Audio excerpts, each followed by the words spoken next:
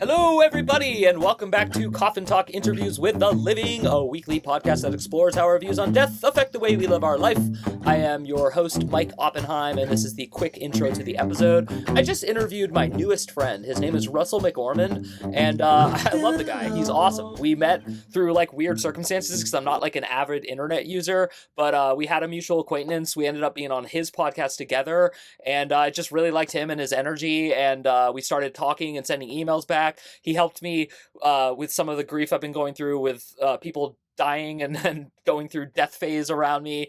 He opened up, which he also talks about very briefly on the podcast, about his own losing his mother a few years ago. And so just in general, it was just an amazing episode.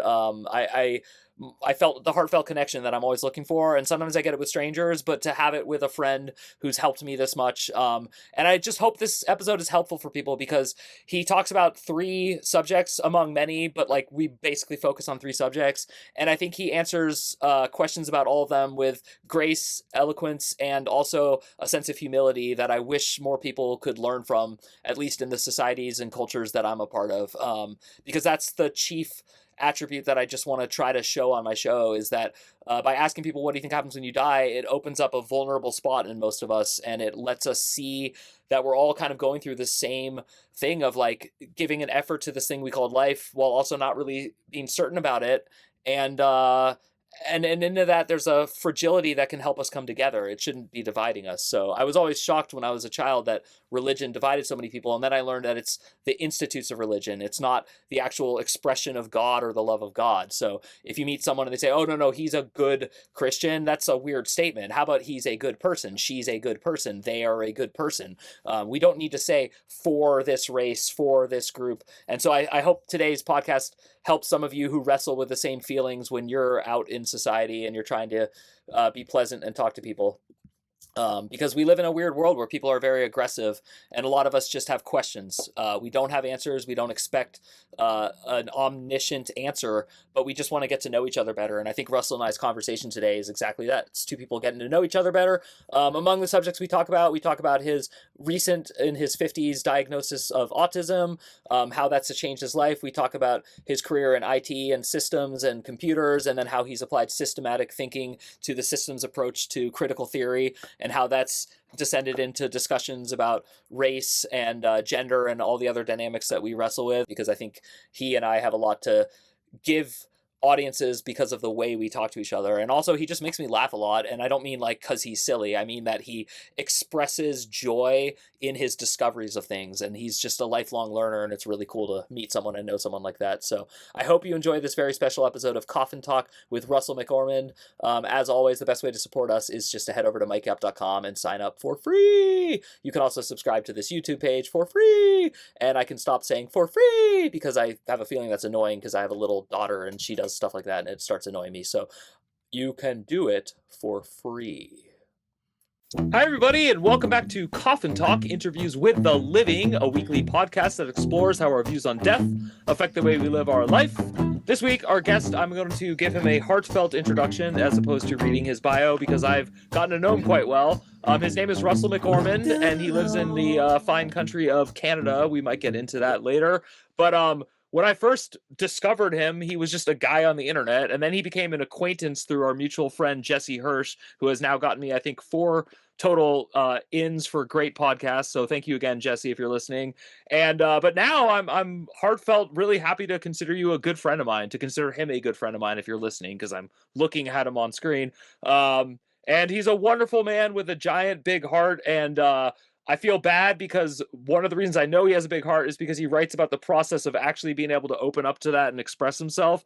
And I think that's the best introduction I could give, is that Russell is a testament to people who never give up, keep trying, and don't stop the hard work that is self-awareness. And so I'm incredibly proud of being his friend, and I'm very proud to have him on this podcast today. I will stop rambling and let Russell talk for once. So how's it going, Russell? I'm doing well. Awesome. I was going to change the first questions we asked, and then someone told me not to, so I'm going to keep it rolling. You've listened to enough podcasts, so how old are you? Where did you grow up? And what generation, if any, do you consider yourself a member of? I'll play with this then, since it's, I've done 57 and a half revolutions around the sun. I was born in a place called Sudbury. After 19 revolutions, I came to Ottawa, and I've been here ever since. And those that know some of the history, this is this whole everywhere I've born, everywhere I've been, I've lived, is Anishinaabe land. For those that know something of the indigenous peoples. And as far as generations, I find them very cultural specific, and I don't know that I fit into the culture that well, so I don't really feel I'm from one of those generations. And for the typical American who's listening, has vaguely heard of Ottawa either from like a hockey team or just like, oh, I think that's, is it the capital city or is it a state? Uh, how would you just It describe like Ottawa's role in the Canadian system? it's the capital of Canada. For those that think all of Canada is north, it's actually south of the 49th parallel. Actually, something between 60 to 70% of the population of Canada is south of that parallel. So, because there's this whole there's this line, and all of Canada's north of that.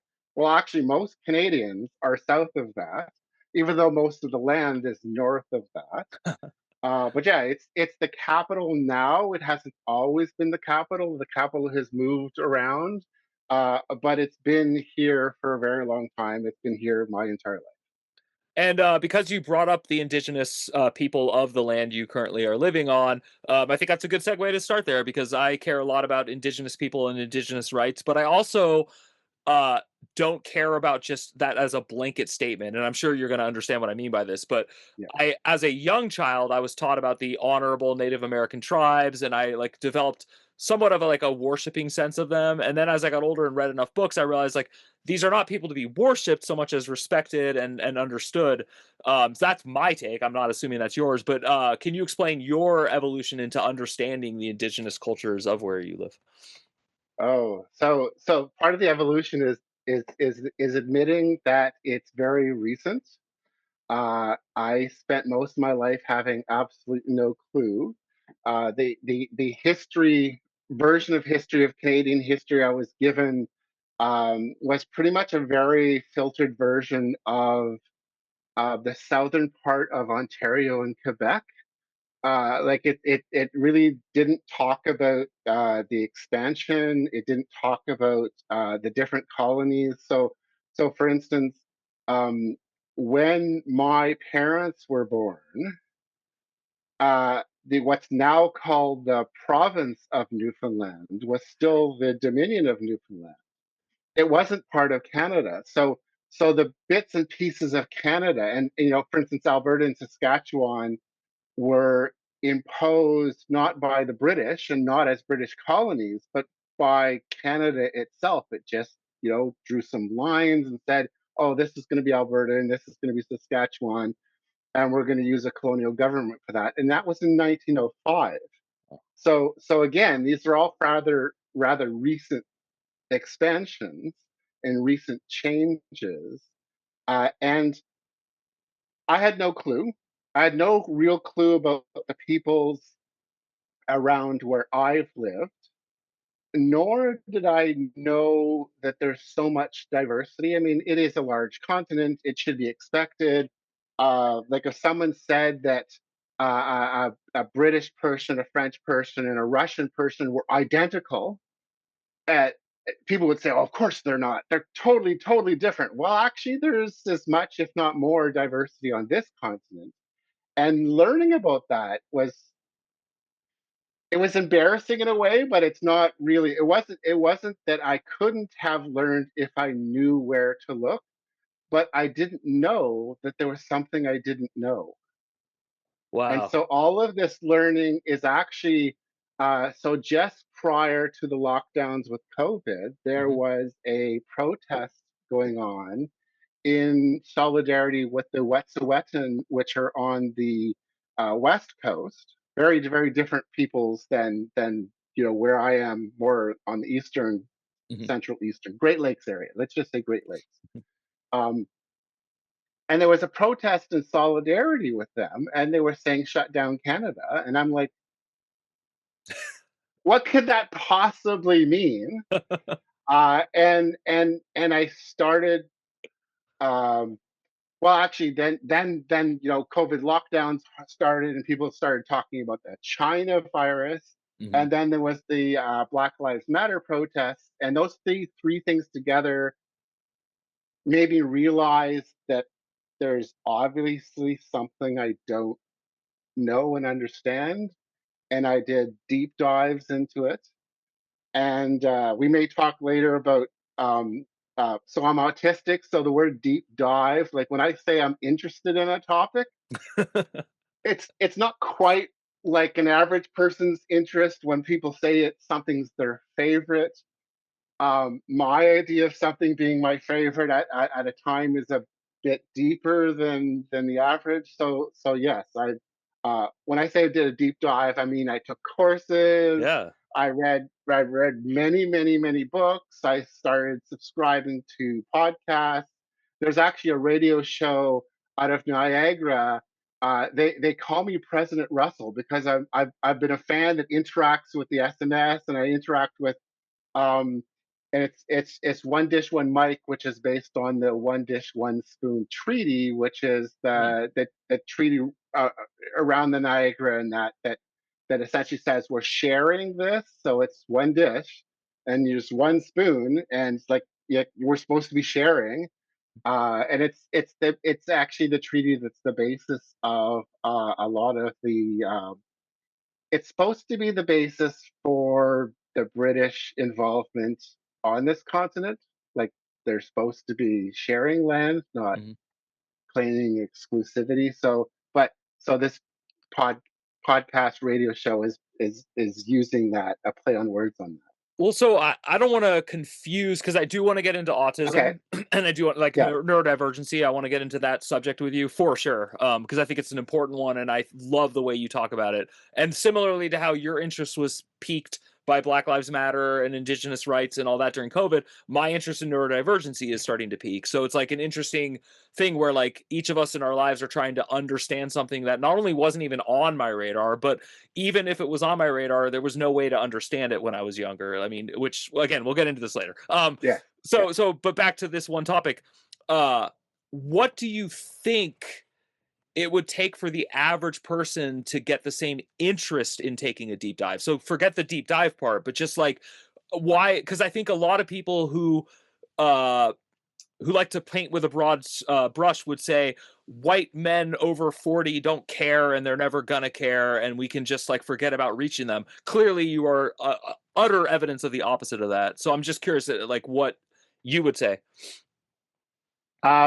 Unfortunately, Oh no. slicing and dicing a person is a little hard, because I actually think that my being neurodivergent means that I don't include certain ideas.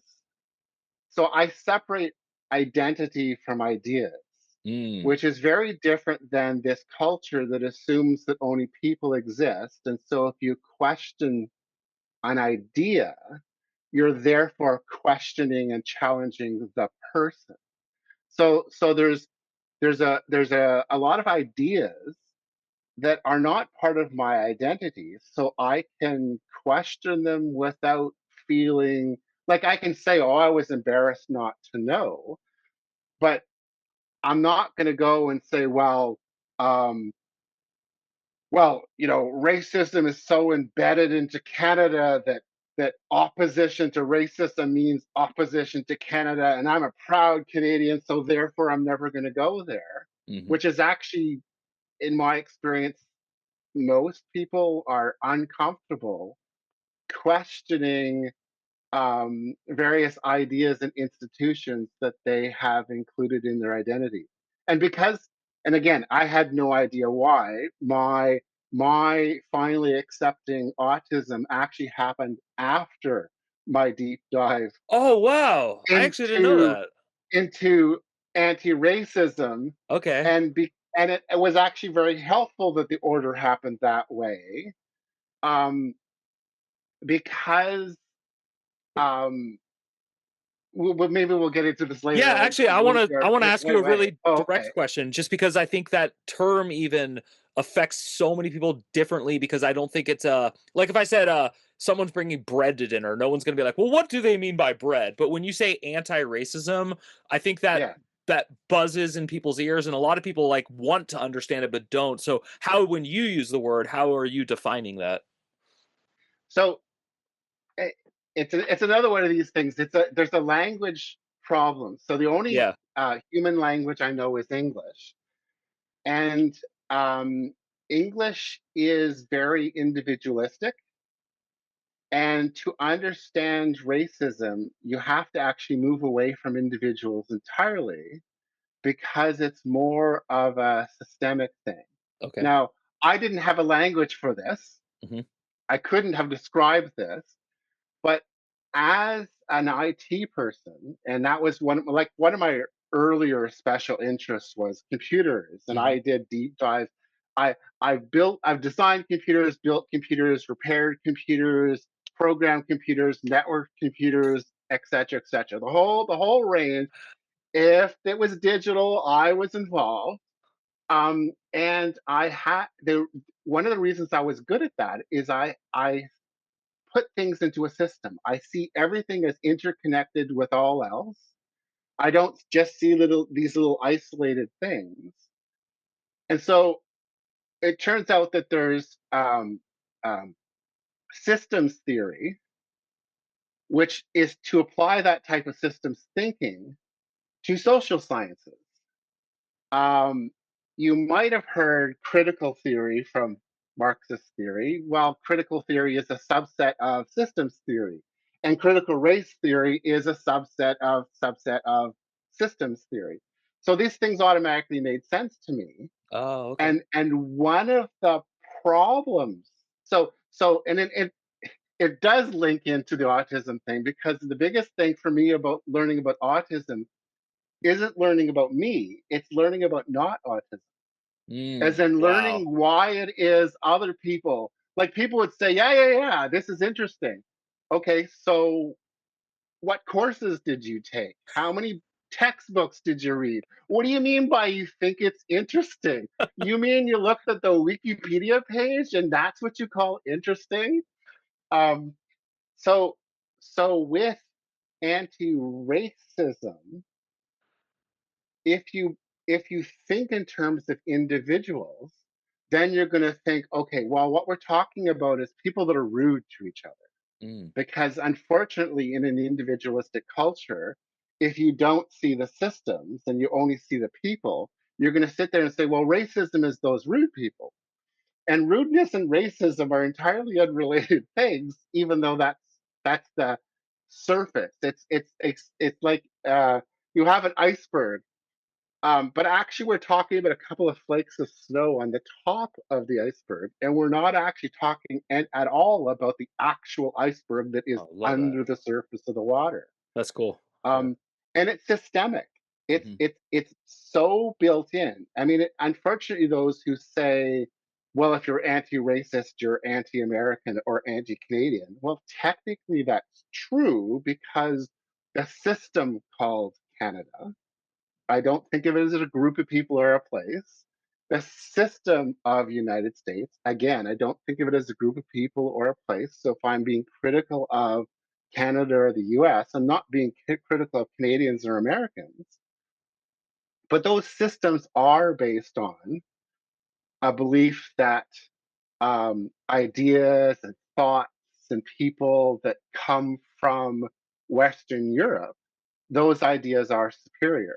Wow. Yeah. Wow. And so even if you have a non-Western European person and you come to this continent, you're not naturalizing to the worldviews and laws of this land.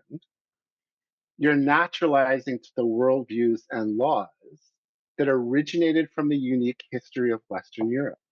Wow. And the idea that those ideas are superior, and if those even ideas that somebody else came up with, but then a Western European discovered those ideas, um, then people reference the Western European rather than the originator of the idea. Well, that's the type of thing we're talking about with racism. We're not talking about people who use the wrong words or Hmm. reserved words or that type of thing, which is an individual to individual prejudice thing, which is a completely different idea than racism. I, by being a Canadian and obeying Canadian law, and I have to be very careful with this, and if I obey Canadian law, I must carry out racist acts. Yeah. Wow. Because Canadian law itself is racist. So it's not about me as an individual.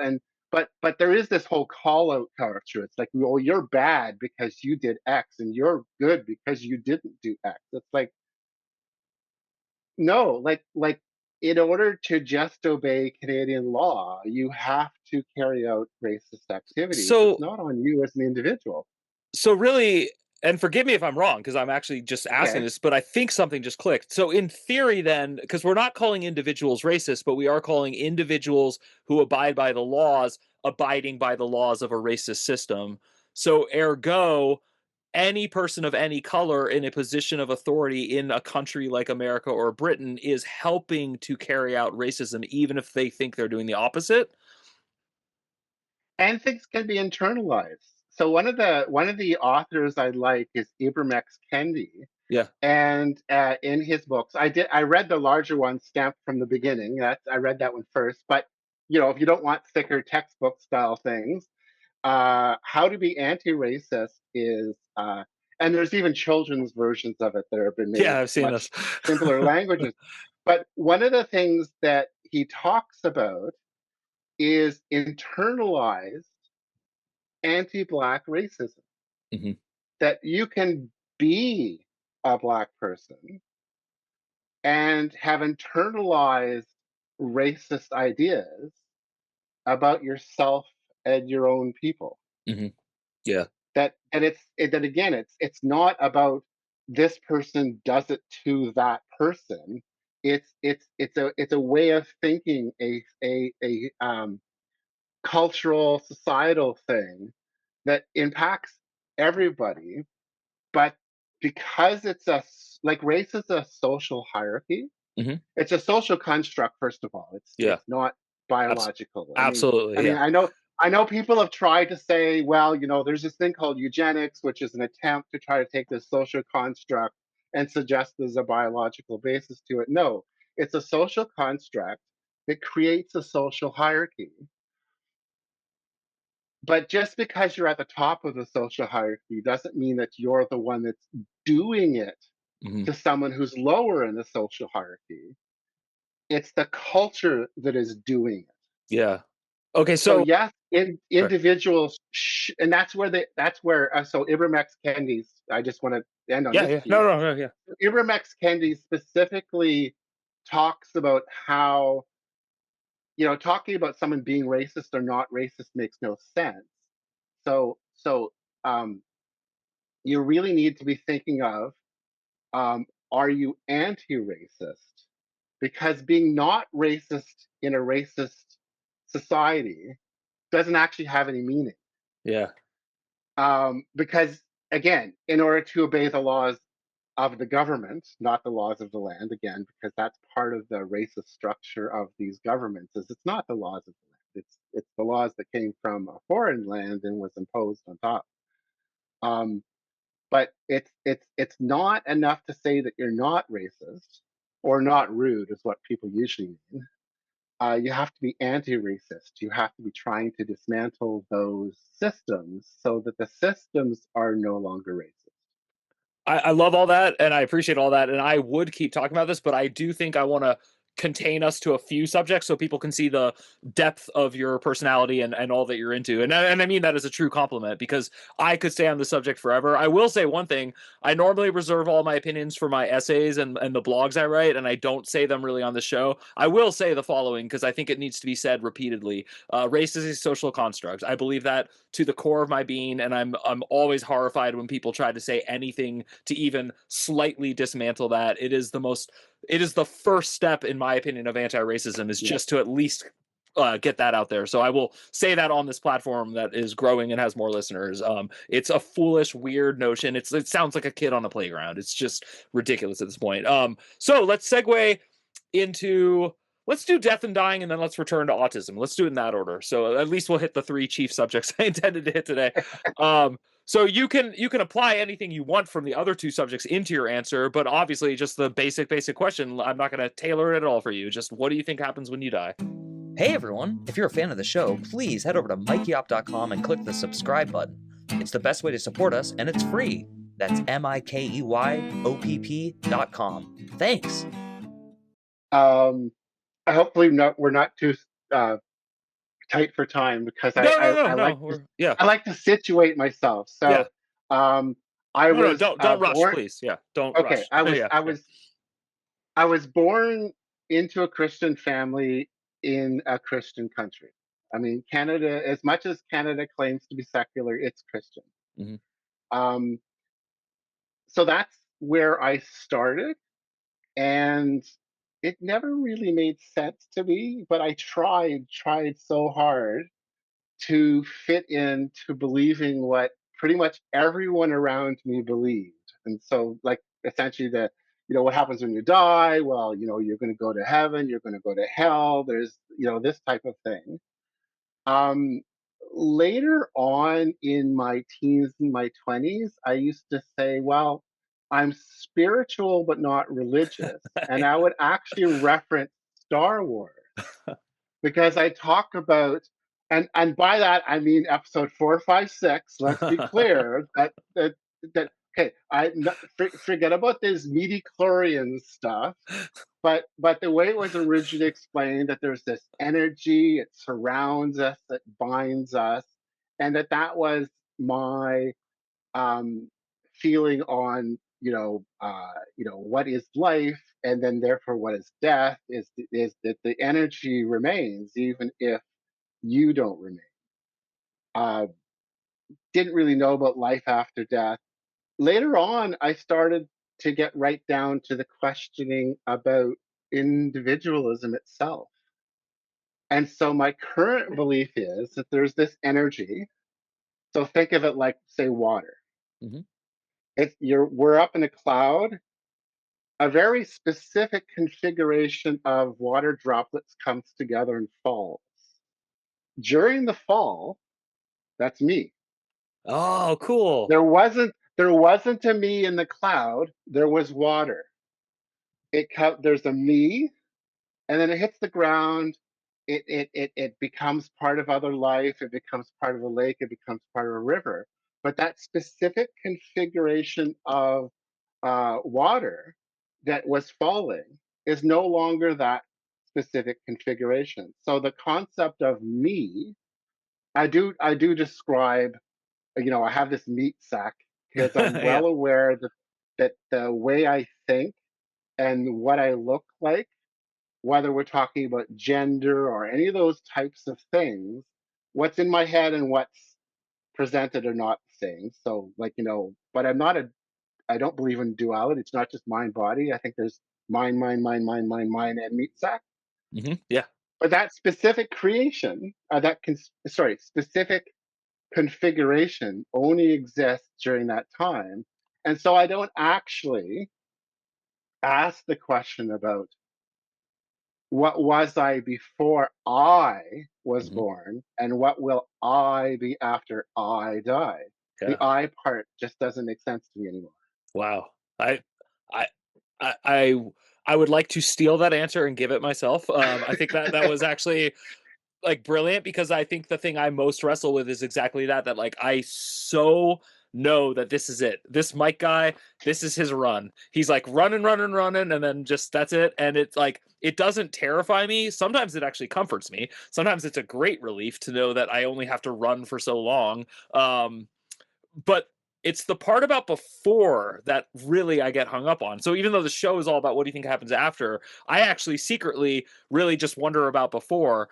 And so your answer gives me some hope that that's also not important, and that that's still looking for the wrong thing. Like, instead of just being, because I think as people around me get older and people around me are dying, as you know, because we talk privately, and just in general, it's happening to everyone at every moment. I just start to think more and more like, well, I just can't squander these moments in between. Like when I'm hugging my daughter and being a good dad, I'm not squandering that moment. When I'm talking to you and being a good friend, I'm not squandering. But there are so many times where I worry about what I'm doing with my time and I feel guilty if I'm not doing something. But what you say actually just helps me relax and be like, no, you're reigning. You're just like Yeah. whatever you're doing is doing. So that was a great But answer. Wow. Yeah, no, but please. also that but also that it's cyclical. Yeah, that it's Yeah, yes. and it may not be an I, Hmm. but in my case, I don't just worry about myself as I am this droplet. I do care about, like, let's do that phrase, water is life type thing. Uh-huh. Saying the word water droplet, which I did borrow from a previous, like, talking about the water Yeah. dropping was on one of the previous episodes. Cool. Cool. Um, uh, but I do care about life, not a specific life, but life in general in the future, just as I care about life in general in the past. I think multi generationally. Some people think only in terms of a human life. I was born, 57 years ago. Anything that happened before that, well, that's ancient history. It doesn't matter. Um, I think Canada and the United States are like last week. Hmm. Hmm. Like, sure, it's Yeah. a few centuries, but in the bigger picture of how I think we should be thinking as far as life is concerned, those are relatively recent concepts. And so I do think in terms of cycles and longer periods of time, and not just that Yeah. single eye dropping. And so actually let's segue that into neurodivergency. I just emailed you. I started this book on sociopaths, and when the author who claims to be a sociopath, and I'm going to make sure I say this out loud, claims to be, the farther I get into this book, the less I actually believe that this person is not a person who can talk about being a sociopath and make a lot of money selling a book on it. I'm still into the book, but I just want to give that warning. It's called Confessions of a Sociopath. It's pretty like out there. People should, if you Google it, it's definitely up there. Also, the person claims to be like falsifying evidence on purpose to like tell their story, but that also makes it a little suspect. Anyway, with that caveat, what I'm trying to say is it did open my mind to something, which is neurodivergency. This nom de jour, like the term that's being used all the time now, is just another name that isn't really helping someone like me or you, because uh okay, you're a neurodivergent, like great, like does that mean that sociopaths and people with autism are the same? Of course not. And does it even mean that people with autism are the same? Of course not. So I think what I'd like to do is let you answer questions I have about autism as succinctly as possible, and I'm saying that with somewhat tongue in cheek, but also because then I also want to give you the floor to talk about it. Like I want to do both, but I think Yeah, what would help me is we're from a different age group, but I know that in school, no one used the term autism when I was a kid. Never, ever, ever. They were just like, that's a kid. He goes on this room for this period. If you were one of the lucky ones, which I think you were, they shoved a computer at you and just kind of let you do your thing. And I don't know if you were lucky, but I'm just trying to say that it was like, I have so many friends whose older brothers have now been diagnosed with autism, and it explains everything about their youth, their scholastic career versus their brothers. So I think what would be helpful for me is like, as someone who's never questioned my own neurology, whether it's divergent or normal or any of that, I've just always questioned, why do I feel like a weirdo all the time? So that's like my trip on this raindrop falling experience. But I do want to help the cause of neurodivergency, because it all my life has pained me to watch people be othered and thrown out for that specific again, huge air quotes because some people don't watch this, yeah, disability, as it was actually called when I was younger. Because, like, first of all your answers are brilliant. All of your deep dives do matter. I don't like people who read a Wikipedia headline and then start talking about as if they read the book. As an author, I get mad when people talk about books that they haven't read or like lambast them. So I appreciate the neurodivergency. I also can see how it could be hard for a parent who expects a kid to act like another kid and then they don't. And I can see how a society would have the same problem. So, with all that said, I would just like to ask you questions that you can answer from the inside. So, as a person who has been diagnosed professionally, but also has self diagnosed, and I think the two are of equal importance, and a person who readily accepts not the label of you are autistic, but you have autism. That's the phrase I'm going to feel comfortable using. Is your memory affected by autism? Uh, so one of the again, so I only recently accepted that I'm autistic, and one of the things that has been a big part of my learning, and when I say when okay, so I'll give you a Yeah, go ahead. However you want to answer. little Yeah. bit of a little bit of a timeline thing. So no, never heard the word growing up. Never heard the word Asperger's, never heard any of those phrases. Around the year 2000, since I'm in the IT sector and, I'm a little quirky, people started saying, oh, you should look into this. And I looked into it, saw a list of deficits that are the criteria for evaluating, said, well, this has nothing to do with me. Move along, move along. These are not the droids you're looking for. Um, so and around well actually not around so in 2018 my mother died. Mhm. I for the first time in my life started to see a psychologist after having conversations with them for half a year. The conversation of have you ever considered autism came up, and I'm like, yeah, but one of the things it says is that you mask. And I'm a terrible actor, so clearly that's not me. That can't be possible. In 2022, I got Lyme disease. Lyme disease removes a lot of energy. I didn't have the energy to mask. I went, oh crap, that's what they meant by masking. It's not a thing you're turning on and off. Yeah, It's yeah, actually it's a survival skill. totally. A lot of the things that autistic people do actually fit under, your fight, flight, freeze, fawn trauma responses because you do something, people tell you you're wrong. Tell you is the nice thing if they only tell you. Sometimes it's more physical. You're wrong, and so you build up these mechanisms to protect yourself, and that's the mask. I lost that mask. I ended up losing my job. Apparently, I was too autistic at work. I started the process to get a formal assessment. I had self-assessed, but I had my doubts. I'm forgetting about imposter syndrome is the word that gets used. Hmm. And so I started that process. I got I received the assessment in 2024. So that's just like last year, Wow. Yeah. beginning of the summer type thing. I learned about this in the context of having learned anti-racism. And so back to your question. Now this is a long way to get to the No, it's okay. question. Um, I don't know what other people's memories are like. Oh, yeah. Good point. So it's hard for me to know because you see, I grew up being told all humans are the same. This is human nature, and I know this is going to sound funny from the perspective of I'm not a majority. I just thought that meant everybody was like me, which essentially means I thought the entire human population was autistic. It didn't occur to me that the things that other people weren't doing. So, for instance, they didn't do deep dives. I just assumed that those people were lazy. It didn't occur to Yeah. me Yeah. that it's because their brains are wired differently. Yeah.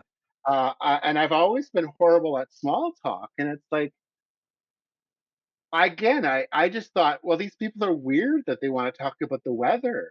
I mean, like, so what? It's raining. Can we talk about something interesting now? like all of that type of stuff. Never understood sports. I was never competitive. I don't understand the concept of competition. To me, I mean, I understand the concept of a team getting towards a goal, but the idea that there has to be a loser, it's like, Mm. but why? Like, so that whole thing just never. And I just thought, well, these people are just weird. They're doing these little rituals. No, actually, it turns out that people have different brains. Yeah, yeah. And now I'm stuck with the okay. So this is how I think. How do other people think? So with my memory, I so some people don't see in their memories, Uh-huh. Yeah. right? There, and then there's a word for it. I'm sorry, I've lost the word because my memory loses words because the words are too abstract. Um, I see things, Hmm. and so until I was actually in my 20s, I had a very hard time remembering things until I realized that I'm not supposed to use the techniques other people use. What I'm Mm. supposed to do is take that thing, that concept, and place it somewhere Mm.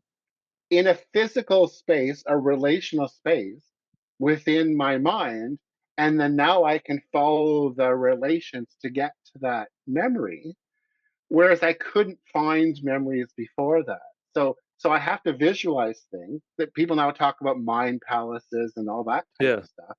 Mine, I don't have the objects as firm as those who can do mind palaces, but I have the relations.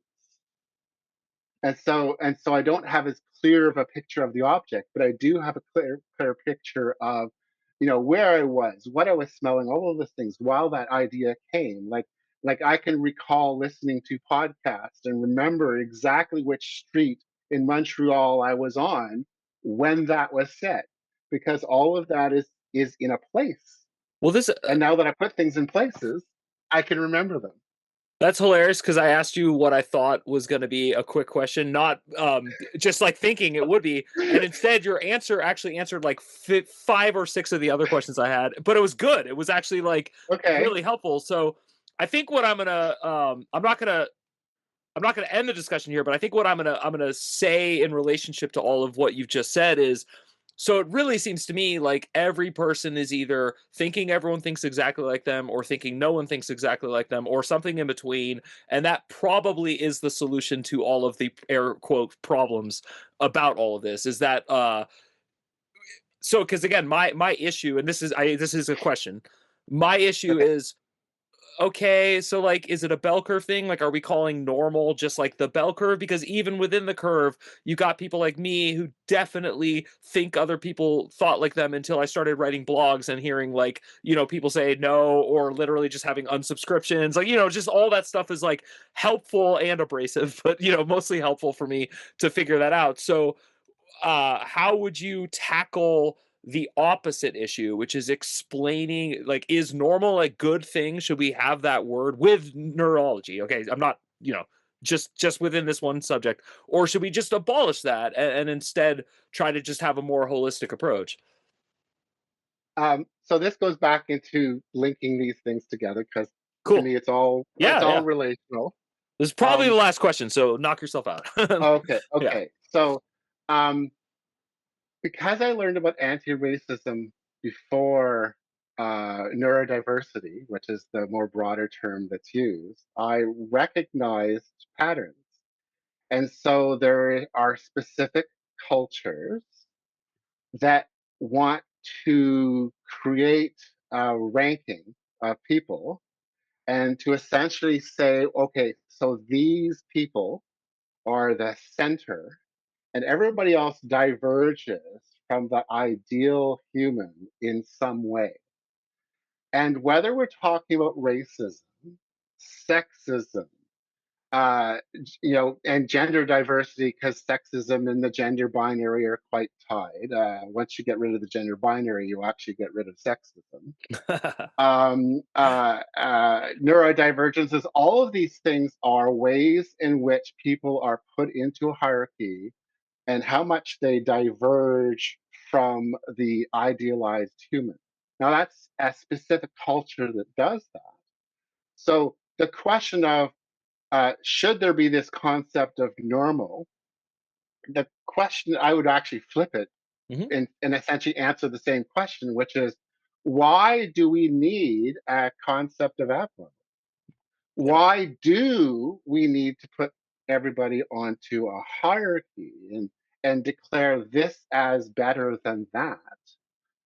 Have a competition at a of a level of your basic traits, whether it's melanin or width of your eyes, your height, how your brain works, all of this. Like, why separate that way? Uh, there are reasons that would be another podcast Yeah. that have specifics to do with culture and economic theories, et cetera, et cetera. But these things are all interconnected. Mhm. And so, if people look up bell curve, there's connections between bell curve, autism, and eugenics. Yeah. Uh, Eugenics is very interconnected. So one of the things, again, you were in the West, so we would hear about Hans Asperger.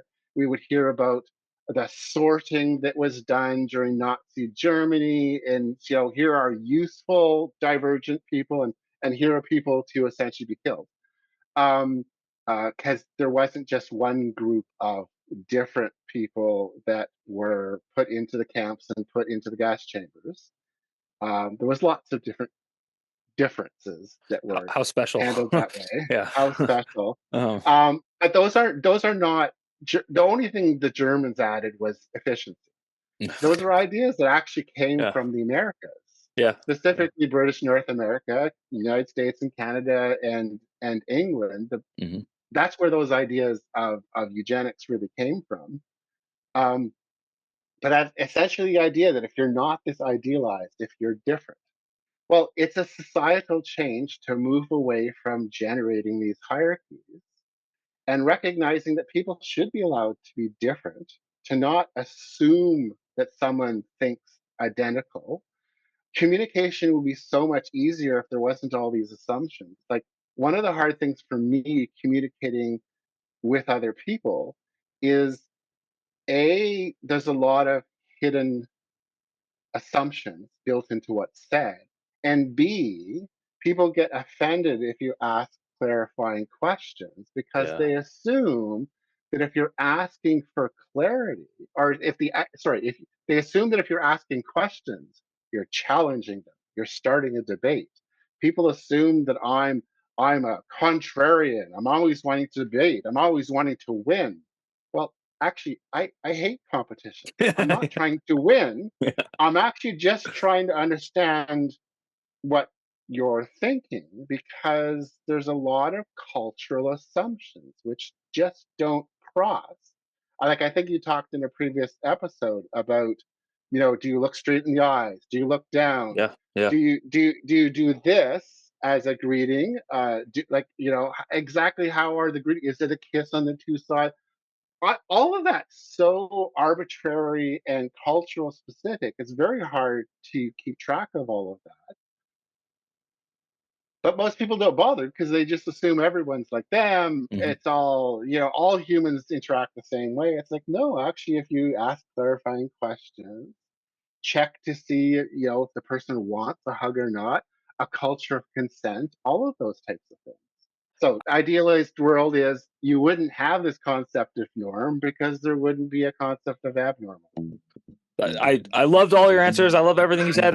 Honestly, this is like the beginning of a great conversation we're going to have. So I would just like to end on the following note. In case anyone felt like threatened by anything Russell was saying, he said at least 15 times that he was in his 50s when he started to come around on all of these things. So you're probably a lot more like us than you're not like us if you're disagreeing right now, which is we're just people who keep growing up and watching the world and changing. And so for all I know, in 6 years, he'll go completely in a different direction, and I wouldn't fault him or judge him for that that either. I just am trying to relate something of why I become friends with people like Russell. I become friends with people who are dynamic and willing to change and like to talk about their changes and with an open heart and humility. So I hope you were rustled a little bit. If you were, that was a pun. Thank you for laughing. By some of what we talked about today, but I hope it didn't offend you. I just hope it maybe like got you to start thinking on the same process, because I do think what Russell just said is actually the only, if there is a solution to much of the conflict on Earth, which is just, there's got to be a lot more question asking without an agenda for what the answer will bring or winning and losing. Once again, you have been watching or listening to Coffin Talk, Interviews with the Living. My name is Mike Oppenheim, and we will see you soon.